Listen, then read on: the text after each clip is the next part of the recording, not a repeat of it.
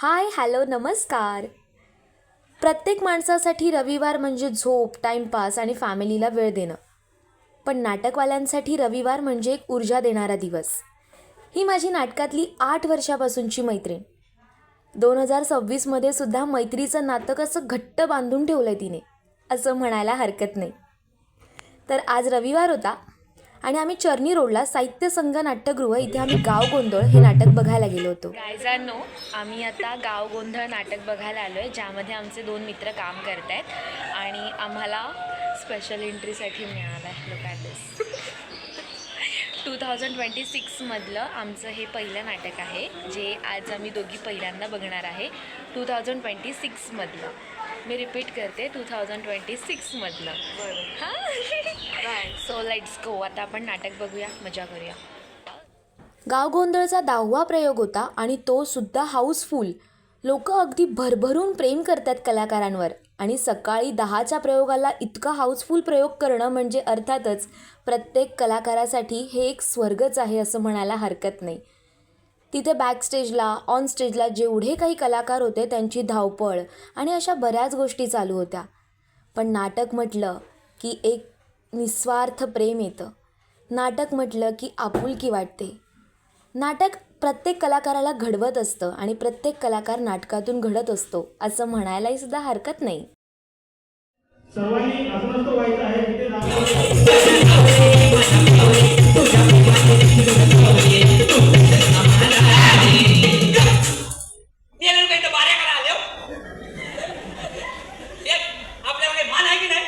कमिटीला बोलव.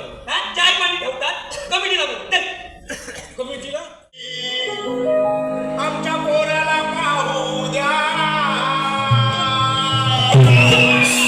बाबूला आतमध्ये घ्या आणि मोठ्या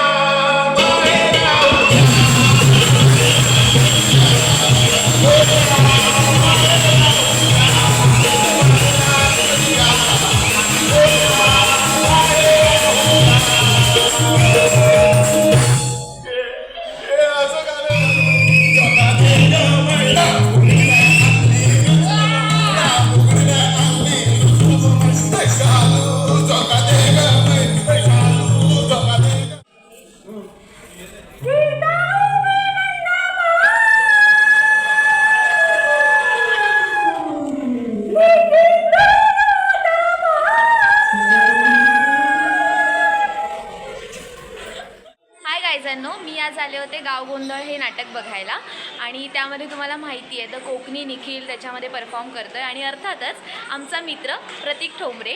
तर तू आम्हाला या नाटकाबद्दल काय सांगशील? खरं सांगायचं की खोटं सांगायचं? तुला आर्टिस्ट म्हणून जसं सांगायचं आहे तसं सांग.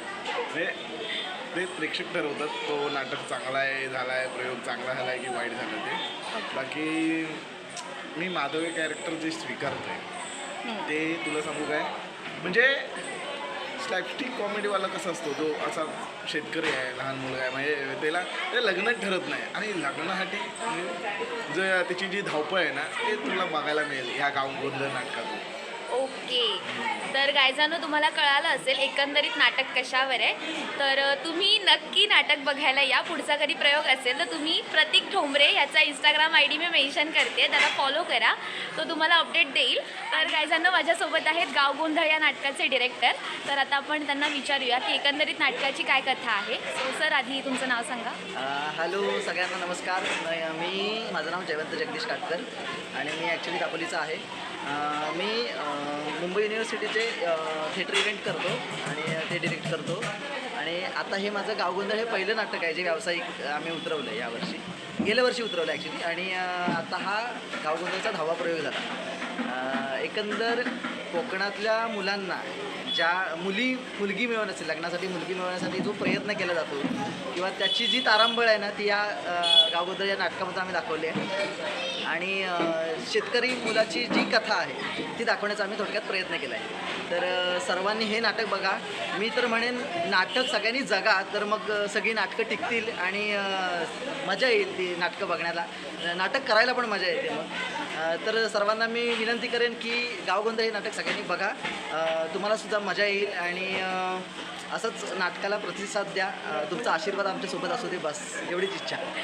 Thank you so much sir. तर सरांनी सुद्धा आपल्याला सांगितलं आहे की गाव गोंधळ नाटक नक्की बघा, कारण प्रत्येक कलाकार तुम्हाला काहीतरी सांगत असतो, तर त्याचं ते म्हणणं आणि ती कथा प्रत्येक माणसाला रिलेट होत असते.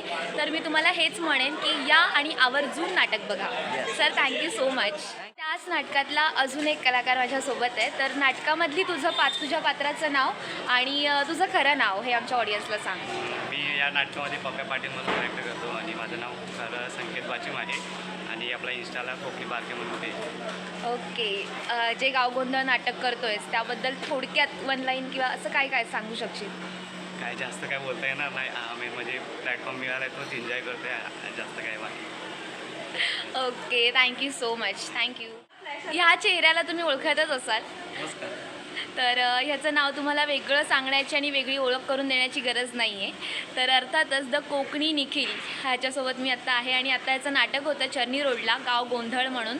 तर मी ते नाटक पाहायला आले होते. तर आपण त्याला विचारूया प्रत्यक्षात की तो ते नाटक जगतोय, ते नाटक ते अनुभवतोय, तर त्याबद्दल त्याचं काय म्हणणं आहे आणि स्वतःच्या पात्राबद्दलसुद्धा आम्हाला सांगशील. नक्कीच गाव गोंधळाचे प्रयोग 10 झालेले आहेत आणि खरं तर सेलिब्रेशन करायचं आहे, पण आता सगळी गडबड आहे. पण गाव गोंधळ गेल्या वर्षीपासून आम्ही प्रयोगाला सुरुवात केली आणि आता 1 वर्ष होत आलं आहे. 10 प्रयोग झालेले आहेत, असे असंख्य प्रयोग करायचे आहेत. पण गाव गोंधळमध्ये आजकालच्या शेतकरी मुलांना मुली मिळत नाही किंवा गावच्या मुलांना मुली मिळत नाही, त्याच्याबद्दल एक संदेश देण्याचा प्रयत्न करतो आहे आम्ही. आणि कॉमेडी आहे. कॉमेडी बघायला तर वेगवेगळ्या पात्रांमध्ये कॉमेडी आहे, ते तुम्हाला नक्कीच आवडेल. हिंदीसुद्धा बघितलेले आहे. आणि पात्र माझा असा आहे की तो टोपी म्हणून माझा कॅरेक्टर आहे, जो थोडा विलन असतो, जो खोट काढण्यामध्ये असतो, कॉमेडी पण आहे आणि गावात कसं ते मुलाचं लग्न मोडता येईल ते सगळं बघण्याचा कार्यक्रम करत असतो. सो खरं म्हणायला गेलं तर आजचा 10वा प्रयोग होता आणि कांदळवाडा ह्या ग्रामस्थांनी लावलेला आणि आयोजन हाऊसफुल केलेलं, त्यासाठी सुद्धा त्यांचंसुद्धा खूप खूप आभार आणि तुझंसुद्धा खूप खूप आभार. बघायला आलेस तुम्ही. Thank you so much. मी ॲक्च्युली पाहायला आले होते. मी या गाव गोंधळ या नाटकाबद्दल बऱ्याच वेळा खूप गोष्टी ऐकल्यात आणि माझे 2 मित्र म्हणजे विकास पारेकर आणि प्रतीक ठोंबरे हे माझे मित्र त्यामध्ये काम करत आहेत आणि त्या काय म्हणतात त्या ती संधी मला मिळाली आणि मी हे नाटक पाहायला आले आणि खरंच प्रत्येकाला रिलेट होणारं नाटक आहे. सो मी तुम्हाला सांगेन की नक्की या आणि गाव गोंधळ हे नाटक पूर्ण पहा आणि तुमचे रिव्ह्यू ह्या सगळ्या कलाकारांना द्या, कारण तुमचा एक प्रतिसाद आहे तो आम्हा सगळ्या कलाकारांना पुढे काहीतरी अजून छान करण्याची ऊर्जा देत असतो. सो थँक्यू सो मच आणि थँक्यू निखिल दादा.